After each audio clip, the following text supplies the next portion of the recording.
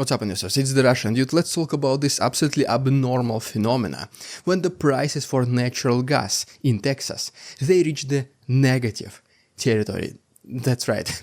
I was shocked when I read this headline, but you're gonna understand why exactly is this happening. Long story short, in such southern states such as Texas, during the heat season, during summer, it is expected that electricity bills will go up. Obviously, people need to use the air conditioning way more often than they usually do. For this reason, gas companies and other companies, electricity companies, they prepare for this increased demand and they try to stock up the raw materials, the supplies, in our case the gas, the natural gas, they try to stock up on this way in advance. But also, previously, one of the biggest pipelines owned by Kinder Morgan, it was under the maintenance. That is why no matter how much they want to stock the supply of their natural gas, it will be some kind of a funnel effect. The flow of gas will not be as effective, the flow of gas will be limited. And so, during the peak of the heat season, the maintenance was over. The pipeline was opened and the flow of natural gas literally skyrocketed. There was so much more supply of natural gas that they needed, which in addition to the fact that companies already stocked enough of natural gases in their warehouse facilities. And long story short, this was an excessive supply, way more than they would have needed.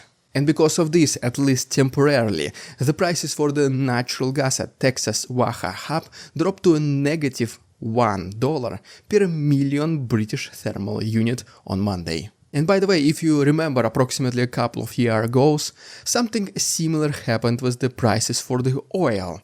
During the middle of the pandemic, the prices for oil also hit the negative territory. A lot of people were making jokes, memes online.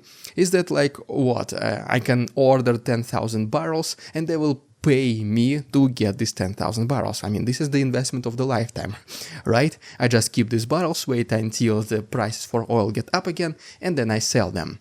Once again, not that quite right. The main reason, and I would maybe even say is the only reason why the oil prices went into negative territory, it is obviously whenever the world shut down, the consumption of oil reduced significantly. You remember this, there was no traffic, no cars. If you ever wanted to go on the other side of your city or town, it literally took like 10-15 minutes. There was no traffic at all. And this is one of the things who is consuming a lot of oil, cars, obviously. So the demand literally dropped by, I have no idea, by like 90%, let's say so. But oil still has a shelf life. Oil does expire. You need to sell oil, and oil is a physical product. It's not like a commodity, shares or whatever.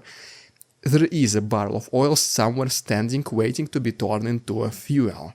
For this reason, you have to store it somewhere, you have to pay for this storage, and this is exactly why the energy companies, the oil companies, the prices for oil went down, because nobody was buying oil, and the oil storage costs a lot of money. I mean, imagine you have thousands or even millions of barrels of oil, what are you gonna do with them all? And so, coming to the example of our natural gas, now some of you also might be thinking, so does it now mean that the government will pay you to use your electricity, to use your natural gas at home? Well, just like with the oil here, the answer is no.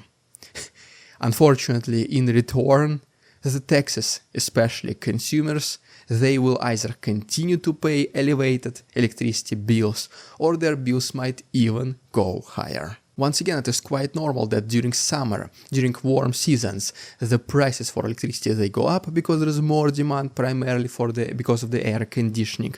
And just in general, on average, the price for electricity across the entire United States goes up approximately 3% during this season. And mid-Atlantic states are the ones who see their electricity bills going up the most. While on the other hand, New England is the region where most of the times the electricity bills do not change at all. And just for example, right here you can see the chart which shows different regions and their corresponding average electricity bills. And the most expensive region is West South Central US, with its average bill to be at approximately $203, a $5 increase from last year. But it is nothing comparing to absolutely skyrocketing electricity bill from Texas from the September of last year, where because of an unexpected heat wave, the prices went up by 20,000%.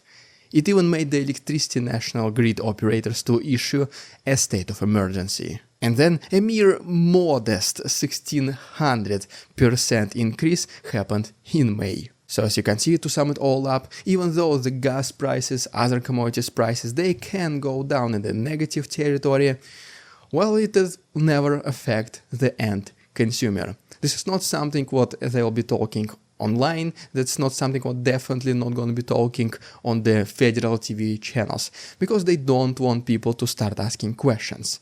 How is it possible that the negative price is for the natural gas, but I am paying increased electricity bills? Well, now you know it, guys. Please like this video, subscribe to my channel for more unusual videos like this, and then thanks so much for watching. See you tomorrow.